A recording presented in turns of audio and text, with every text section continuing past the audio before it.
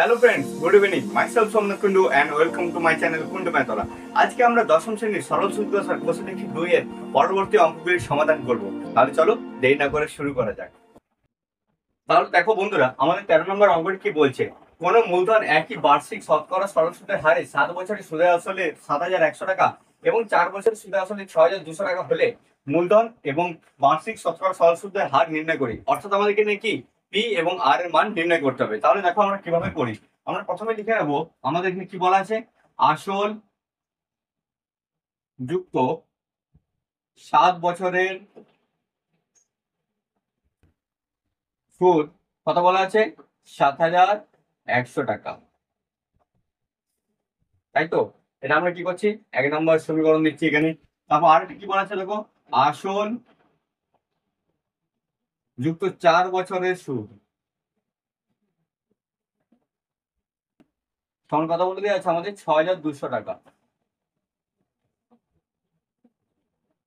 এটা আমরা 2 নম্বর সমীকরণ দিচ্ছি।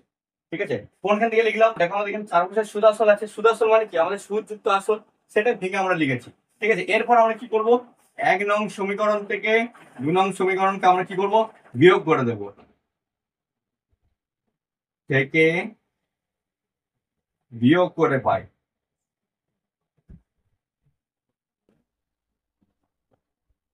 ঠিক আছে, তাহলে বিয়োগ করলে কি হচ্ছে? আমাদের 7 থেকে 4 বিয়োগ করলে কত হচ্ছে? 3। তাহলে অতএব এখানে আসছে আমাদের কি 3 বছরের সুদ কত আসছে? এটা থেকে 7,100 থেকে 6,200 বিয়োগ করলে 900 টাকা। তাহলে এটা কত বেরোলো? 3 বছরের সুদ। আমরা এখান থেকে কি বার করতে পারি? 1 বছরের সুদ বার করতে পারি তো, তাই না? 1 বছরের সুদ কত হবে? 1 বছরের সুদ সমান 900/3, এত টাকা মানে কত আসছে? 300 টাকা 1 বছরের সুদ। তাহলে আমরা 4 বছরের সুদ বের করে নেবো। দেখো, 4 বছরের সুদ কত হবে আমাদের? 300 গণিত আমাদের 4, এত টাকা। তাহলে কত হলো আমাদের? 1200 টাকা। ঠিক আছে, এবার দেখো 4 বছরে আমাদের সুদ কত বেরোলো? 1200 টাকা। আর 4 বছরের সুদ আসল কত? 6,200 টাকা। তাহলে আমরা 4 বছরের আসল কত হবে? সুদ আসল থেকে আমরা যদি সুদ বিয়োগ করি তাহলে আমাদের আসল পড়ে থাকবে, সেটা আমরা করবো। দেখো, তাহলে অতএব 4 বছরের আসল বা মূলধন সমান কি হবে? 6,200 মানে হচ্ছে আমাদের সুদ আসল বিয়োগ আমাদের সুদ কত? 1,200, এত টাকা, তাই না? তাহলে এটা কত হচ্ছে? আমাদের বিয়োগ করে 5,000 টাকা। দেখো, এত সহজে এটা বেরিয়ে গেল। মানে কি আমাদের 4 বছরের আসল মানে আমাদের মূলধন পিটার মান বেরিয়ে গেল। এরপর আমরা এখানে দেখো লিখবো, আমাদের কিসে কিসে মান পেয়ে গেলাম আমরা? পি এর মান পেলাম আমরা কত? 5,000 মূলধন আমাদের, তাই তো? এবং আমরা কি পেলাম? আমাদের আর আর এর মানটা আমাদের নেই। ঠিক আছে, তাহলে আমাদের কি আছে কোন মান? টি টি এর মান আমাদের কত? 4 বছর, তাহলে 4। এবং আমাদের সুদ আয় সমান আমরা কত পেয়েছি? 4 বছর সুদ 1200 টাকা, সেটা আমরা লিখলাম 1200 টাকা। এবং আমরা কি করবো? ধরে নিচ্ছি, ধরি বার্ষিক সরল সুদের হার যে আর, এটা আমরা ধরে নিলাম। অতএব আমরা কি আমাদের সূত্রে বসতে করতে পারি? সরল সুদের সূত্র আমরা জানি তো, আই সমান P into R into P by 100। এবং মানগুলো আমরা বসিয়ে নেবো সবাইকার। দেখো, আয়ের মান কত আছে? 1200 সমান পি এর মান কত? 5,000 ইন্টু আর এর মান তো আমরা জানি না, এবং পি এর মান আমার কত বলা আছে? 4/100। দেখো, এদিকে কিছু নেই মানে কি আছে? 1 আছে। এবং কি করবো? কড়াকড়ি গুণ করবো আগে। বা 5,000 ইন্টু আর ইন্টু 4 সমান হচ্ছে যে আমাদের 1200 গুণিত 100। এটা হলো। এবং কি আর এর সঙ্গে 5,000 এবং 4টা কি আছে? গুণ আকারে আছে। সমানের ওইদিকে নিয়ে গেলে কি হবে? ভাগ হয়ে যাবে। তাহলে আমরা আর এর মান বের করে নিতে পারবো। তাহলে দেখো, আর সমান কি হচ্ছে আমাদের? 1200 গুণিত 4 বাই 5,000 গুণিত 4, সরি, 1200 গুণিত 100। ঠিক আছে, তাহলে এবার দেখো আমরা কি করবো? কাটাকাটি করবো। নিচে 2 শূন্য, এখানে 2 শূন্য কেটে গেল। আর একটা শূন্য, এখানে একটা শূন্য কেটে গেল, হয়ে গেল। এবার দেখো 5 একে 5, 5 দুগুণে 10, 5 চারে 20, আর 4 একে 4, 4 6 24। তাহলে আর এর মান কত পেয়ে গেল আমাদের 6। তাহলে দেখো আমাদের এই অঙ্ককে খুব সহজে আমরা বের করে নিলাম মূলধন এবং সরল সুদের হারের মান। কি আর এর মান আমাদের কত বেরিয়েছে দেখো 6, এবং আমাদের মূলধন কত বেরিয়ে গেছে 5000 টাকা। তাহলে আশা করছি তোমরা এই অঙ্কটি বুঝতে পেরেছো। তাহলে চলো এরপর আমরা 14 দাগের অঙ্কটি যাই। তাহলে বন্ধুরা দেখো আমাদের 14 নম্বর অঙ্কটি কি বলছে, একই সময়ে অমর রায় ব্যাংকে এবং পশুপতি ঘোষ পোস্ট অফিসে 2000 টাকা করে জমা রাখেন। 3 বছর পর তারা সুদ সহ যথাক্রমে 2360 টাকা ও 2480 টাকা ফেরত পান। ব্যাংক ও পোস্ট অফিসের বার্ষিক শতকরা সরল সুদের হারের অনুপাত কত হবে? অর্থাৎ আমাদের এখানে ব্যাংকের আর এর মান ও পোস্ট অফিসের আর এর মানের অনুপাত বের করতে হবে। তাহলে দেখো আমরা প্রথমে ব্যাংকের করব, অর্থাৎ অমর রায়ের ক্ষেত্রে আমরা বের করবো। দেখো ব্যাংকের ক্ষেত্রে,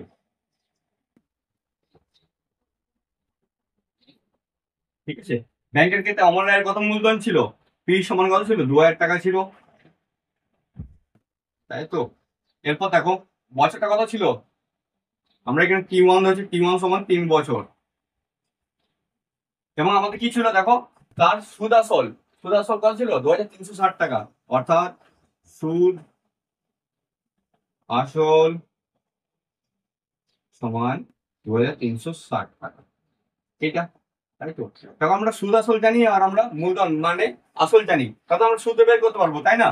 তাহলে অতএব সুদ সমান কি হবে আমাদের? সুদ সমান কি হবে? সুদ আসল বিয়োগ আসল। 2360 বিয়োগ 2000, এত টাকা সমান কত হলো? 360 টাকা, ঠিক আছে। এবার আমরা ধরে নিচ্ছি, ধরি ব্যাংকের সুদের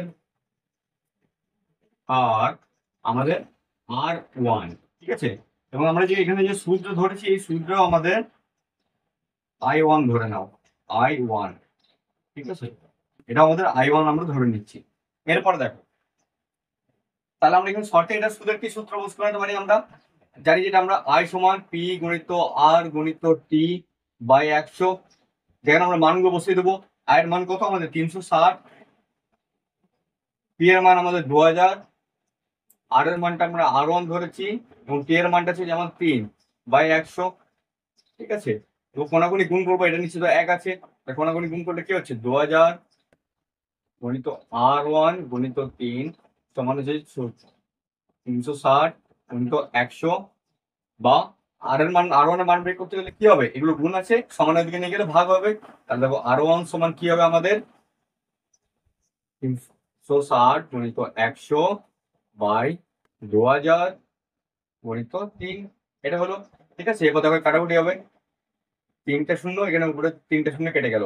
এবার দেখো 3 একে 3, 3 একে 3, 3 দুগুণে 6, আর 2 একে 2, 2 6 12। তাহলে R1 এর মান কত বেরিয়ে গেল আমাদের? 6, ঠিক আছে।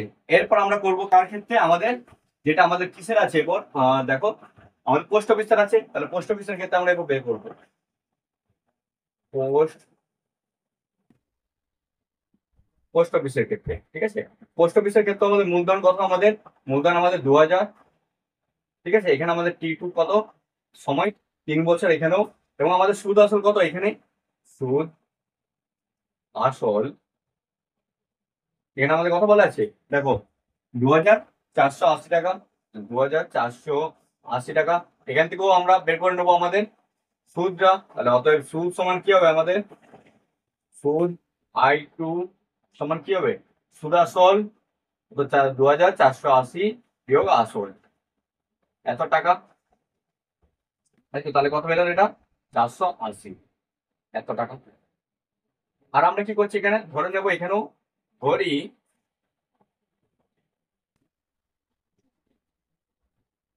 পোস্ট অফিসে সুদের হার R2, ঠিক আছে। তাহলে আবার আমরা এটা আমরা সূত্র বসতে পাবো, I সমান PRT বাই 100। তাহলে দেখো সূত্র বসতে পাই I সমান P গুণিত R গুণিত T বাই 100। মানগুলো বসিয়ে নেবো, দেখো এর মান হচ্ছে আমাদের 480 সমান 2000 গণিত R2 গণিত 3 বাই 100। এরপরে এগুলো মানটা দেখো কোনাকুনি, এখানে এটা নিচে কিছু নেই মানে 1 আছে, তাহলে এরপর কোনাকুনি গুণ করবো।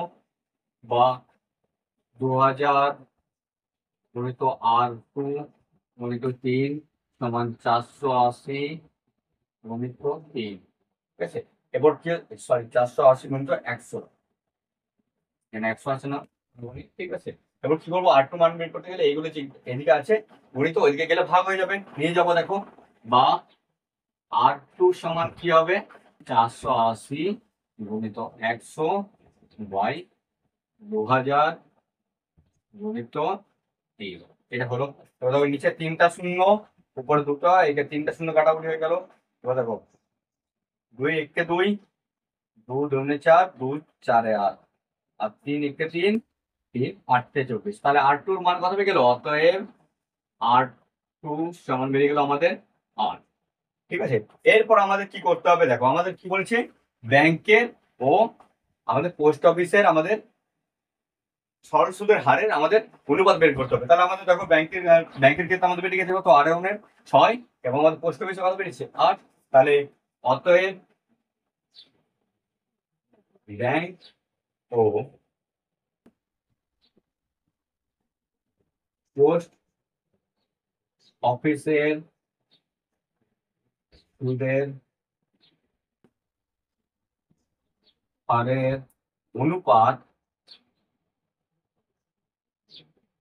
কত হবে, 6:8।